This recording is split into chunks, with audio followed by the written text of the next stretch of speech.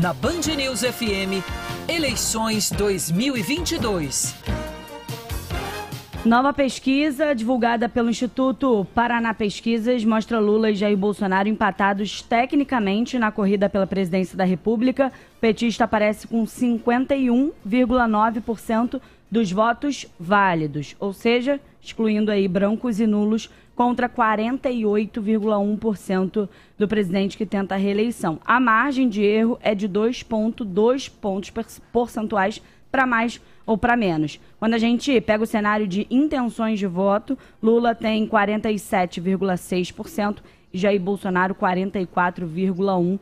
Brancos e nulos somam 4,8% e 3,6% não sabem ou não responderam. Paraná Pesquisas, que ouviu 2.020 eleitores entre os dias 8 e 12 de outubro, 162 municípios, pesquisa registrada no TSE. Agatha, repete pra gente votos válidos, só para comparar com o IPESP que a gente deu ontem, votos válidos. Lula com 51,9% e Bolsonaro com 48,1%. IPESP ontem, Lula com 54% e Rodolfo Bolsonaro com 46%, foi o que a gente deu ontem.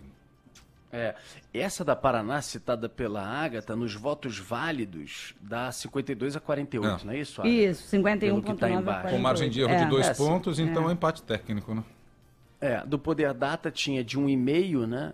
Margem de 1,5, e você também tinha 52 a 48, neste caso com a margem de 1,5, não, eles não estariam empatados. Sim. Enfim, outras pesquisas como IPEC, como Datafolha, dão uma diferença maior, né? IPESP também saiu no finalzinho, agora não, foi segunda-feira, se eu não estou errado, finalzinho da noite de segunda-feira, o IPESP estava dando 54 a 46, né?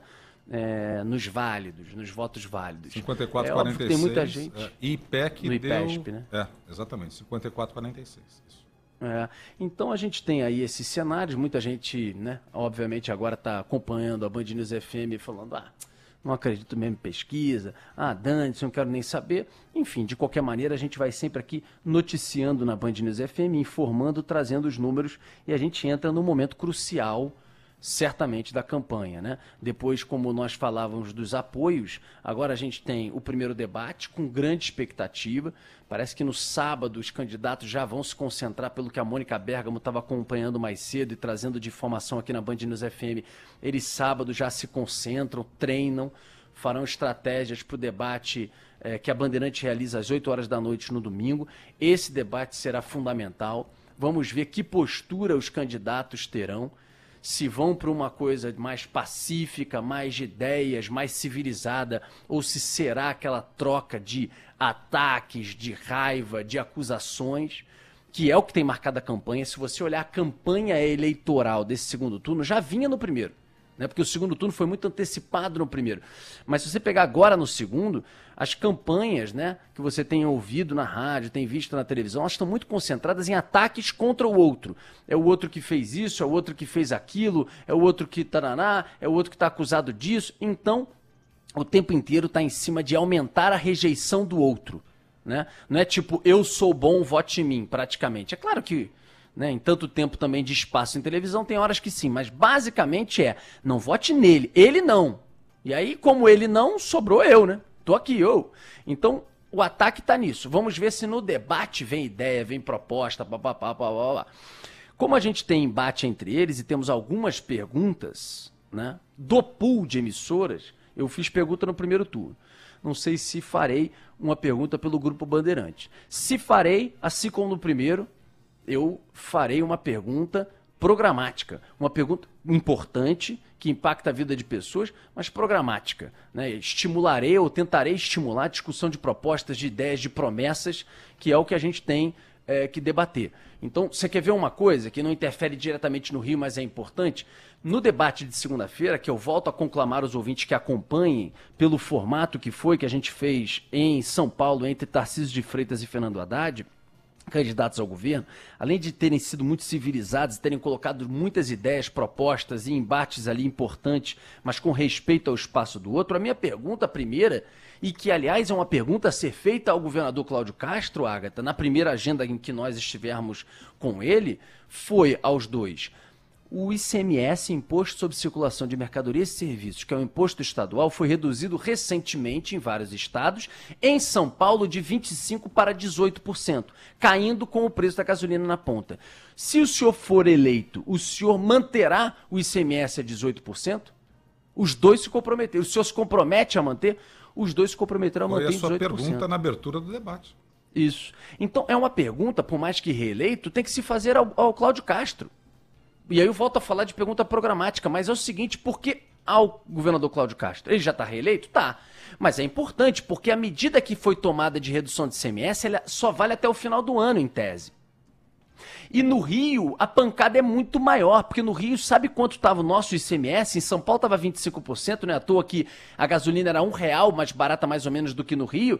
No Rio, o ICMS, um dos maiores, se não maior do Brasil até então, era de 34%, minha gente. E foi reduzido para 18%, é quase metade. Então o preço no Rio caiu quase 1,50, só com o ICMS. Se o governador, quando chegar em janeiro, voltar para 34, primeiro terá demonstrado que fez de maneira eleitoreira. Segundo, que vai dar um impacto em inflação no bolso das pessoas, há um aumento em determinados postos de combustíveis de até 30%, 35% na venda de combustíveis depois da redução, que na verdade é um somatório, diminuição do ICMS, mas também zeraram o imposto federal e também houve redução da própria Petrobras com redução do preço do barril de petróleo, né, no mercado internacional, com a política que ela tem. Ok.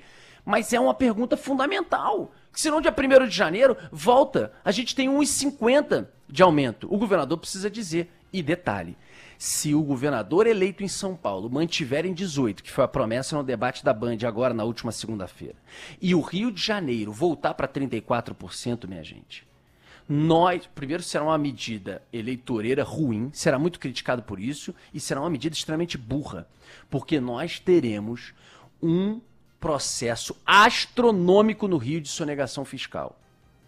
Porque ninguém é tolinho.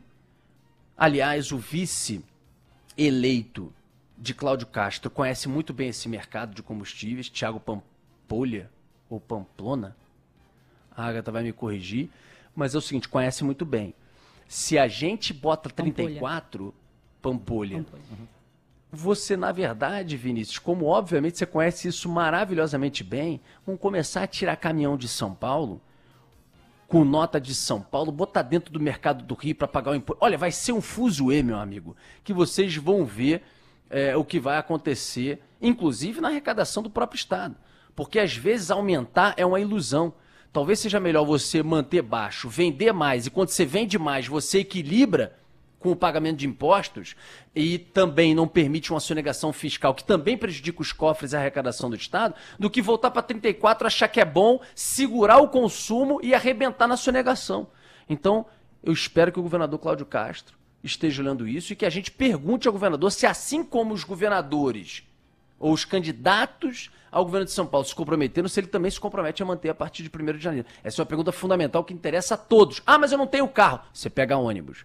Ah, mas eu não pego nada, ando de bicicleta. Mas você compra coisa. E no Brasil quase tudo é transportado por caminhão. Isso tem um impacto significativo no preço final de tudo que você vê pela frente. 10h27, Vinícius.